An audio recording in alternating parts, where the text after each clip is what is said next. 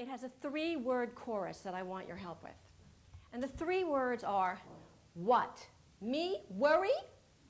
So that's your cue. So we're going to try a few practice rounds. First we go. Here. What did I say? What? Me? Worry? The body. The body. We'll try it one more time. And what did he say? What? Me? Worry? Ah! Thank you. When I was a little girl, my daddy had a station wagon. And he had a station wagon because we had several stores, fabric stores, on Long Island where we lived. And he needed a station wagon to carry the long bolts of fabric from store to store to store. He also carted around my mother, me, my brother, and several dogs, cats, and gerbils. Well, the gas station attendants, who were also the car mechanics of the day, told my father that this car was no longer safe to drive and it needed to be retired. But my father refused. He kept it and drove it and kept it and drove it until one day he drove it into New York City, parked it in the garment district, ran around the corner for a 5-minute errand, and when he came back, his beloved car was sliced in 2. True story. A giant crane from the sky fell and crushed the living life out of that car. And my father's standing there in the middle of the New York City street. I still have the paper clipping. And he's looking to the heavens with his arms raised. And what's he saying? What? Me? Worry? Right. Well, I think my mother had a pipeline to the heavens that she must have prayed to the wrath of God to destroy the car. Well, this story and several others in my father's life, when he had such grace under fire. He had this ability to find levity in difficult moments. Served me well a couple summers ago when my best laid plans went asunder. I was driving cross country doing performances and giving radio interviews. And I was in a town near Aspen, Colorado. Some of you have heard of it, along the Roaring Fork Valley. And I had a performance at the Art Center that night. And about 2 hours before the performance, I got a call from the artistic director. Hello, Elizabeth. There's been a situation here. The plumbing backed up and the toilets overflowed, and it was everywhere. We got it cleaned up, but it smells so bad in here. You will asphyxiate people if we bring them in tonight. And instantly, my supersized, overly flexed guilt muscle activated. It wasn't me. No, of course it wasn't you. The children stuffed their toys down there. And you always wonder, why does that guilt muscle, when you know you're not the one. We postponed it till 3 days later. 3 days later, I had a radio interview, broadcasting it again to the entire valley. Well, about 2 hours before that performance, I decided to call the Art Center to check in. Oh, Elizabeth, we've had a situation here. There was a scheduling miscommunication when I rescheduled you, and we have 36 belly dancers coming here a half an hour before your show to start their show, and we don't have their phone numbers. And what did I gracefully say? What? Me? Worry? No, I didn't. I went outside and I said, what? And then I said, okay, breathe. Surrender. Breathe. And we postponed the show till the following fall. Well, about 10 days later, I was in a town outside Chicago in the suburbs with a friend of mine named Susan. And we were in her lovely home, and I had a radio interview scheduled for 6 o'clock that night. And she was out with her husband, nowhere to be found, no way to get a hold of them. So I had the house to myself. Pretty cool. And all I needed was a computer to find the number of the radio station and a landline. So about 15 minutes before this interview, I decided to step out on her second-story porch and breathe and meditate and sing, as I will do before a performance or a phone interview. So I was, Santa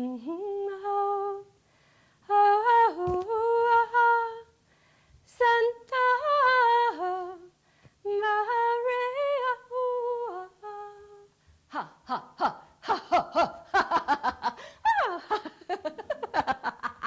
Okay, I was ready. Well, I had left the glass sliding door open a tad. And when I went to open it, it got stuck in the slider. So thinking I could get better leverage, I slammed the door shut. And when I went for the next pull, you know what happened? It locked. Oh, heavens. Oh, heaven. Oh, heaven. Help! Help! Damsel in distress! Where's my horse? My knight? Anyone to help me out of my plight? It was getting cold and dark. The trees were suddenly growing taller and scarier. There were moats around the castle wall from the rains of the night before. Help! There was not a soul in sight. I went all over that porch and whoop, I found a magic swirling staircase. I bound over the railing, grabbed my clock and my glasses, and swiveled down that staircase. I ran through the moat, and my white socks turned to muddy brown. I got to the next castle. There were chariots in the drive, dogs barking in the house, but no one home. I ran back to Susan's house, ran several times around like a dog in heat, and every nook and corner and cranny of that place was locked, to the point of a solid steel door guarding the back entrance. Her place was built like a fortress. I took off to the neighbors on the other side, and there was a man hosing down the drive. Help! I need a computer! I got locked out of the house, and oh, you won't believe it, lady. I don't own a computer. I still live in the Stone Age. Try Mike's next door. I ran to Mike's, and his two black labs leaped at me. Help! Help! Mike called them off, but he was just leaving in his chariot jeep. I ran to another castle, and then there was another. Hello? Hello? A little white yappy dog came, and then it multiplied, and there were 6 more. And then came the cats. And as the dog came closer to the door, it started going, a little white dog. I backed up, and I bravely came again. Hello? Hello? And then I saw her, the 300-year-old woman. She was sitting on a green couch, her head bowed forward, white hair. She was staring at a TV that blared black and white snow. Hello? Hello?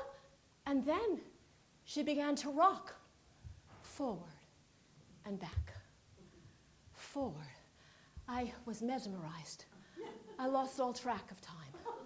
Forward. What was she doing? She was like a little girl on a swing set. She was trying to get her momentum up, to get off the couch to save me. She was back. She was forward. Don't fall on your face. And then she was up. She was up. She was coming to the door. One slow, interminable step at a time. Oh, heavens. It would take her another 2 weeks before she got to the door. Forget it. Don't come. Don't come. But she couldn't hear me. She couldn't hear the articulation of my words because she lost her hearing 200 years ago. I'm sorry. I'm sorry. And I ran from the house. The next castle was overgrown, dark, branches across the top of the door, a really tall door. I knocked. What? A 100-foot ogre stood in the doorway. He had a scarf that went around his head and green sprigs coming up from his baldness. He had no shirt on, and he had white shorts and little white socks and giant spectacles. What? Hi, I'm a friend of your neighbor Susan, and I got locked out of the house. And Sue, I hate Sue. Oh, I'm not doing her any favors. Oh, but Sir Great Giant Ogre, you wouldn't be doing her the favor. You'd be doing me the favor. I hate her. You tell her I hate her. Oh, Great Giant Ogre, please. And I don't know where the accent came from. Suddenly I was like in a Gaelic tale. I'm sorry. Oh, I just need a little computer for a little while. And suddenly he grew another 100 feet. And he started blaring fire from his eyes. And he said, fee, fi, fo, fum. I smell the blood of a Californian. Ah! I couldn't move. I was scared, stuck. Ah! And then, just as he was coming to get me, a miracle occurred. His cell phone rang. And he got distracted. Ah! And I got unstuck and ran for my life, storming through the grass. And in the pee-wee part of my brain, I kept thinking, it would have been me, you would be helping me. But it was useless, useless. And I could hear him say, excuse me, as a hair came up to my mouth, I could hear him say, her husband's okay, but you tell her I hate her. I ran up a mountain. There was another castle under construction. A moat, big floaty things inside it. I ran down the mountain, struggling to understand. This village was upscale. No, it was rich, rich, rich. Moats, boats, floats, lakes. I hate running. I really hate running. I'm a swimmer. I huffed. I puffed. I wanted to blow the whole village down. I ran up a footbridge. I ran down a footbridge. There were two fast-paced walkers coming right towards me. Help! Help! One was older blonde. One was shorter blonde. The shorter blonde looked at me like I was the next mass murderer. She was armed with a BlackBerry. All I had was a clock. She finally gave me the BlackBerry, but my fingers were too big for the keys, and reception was lousy. A cop drove slowly by. I knew the 300-year-old woman had called him. The cop drove slowly back, and I started to raise my hand to confess that I was the one that rang the doorbell and ran. No, don't confess, hide your muddy socks. The older one finally took pity on me and took me to her home. The younger blonde looked at the older one, wondering if she'd ever see her alive again. Lady Eva from Poland had a dungeon. I was relegated to the dungeon where we found one ancient computer that no longer worked, and one modern one that did. Her Sir Knight Jim from Greece poked his head in to make sure I wasn't mass murdering the lovely young wife. And finally I got a hold of the radio host. My liege? Yes, I know. I'm sorry. I got locked out of the house. Long pause. My liege, when you get over this, would you ever consider having me as a guest on your show again? I have no idea what gave me that chutzpah. Longer pause. So I ingratiated him the next half an hour by listening to his problems until he finally said he would.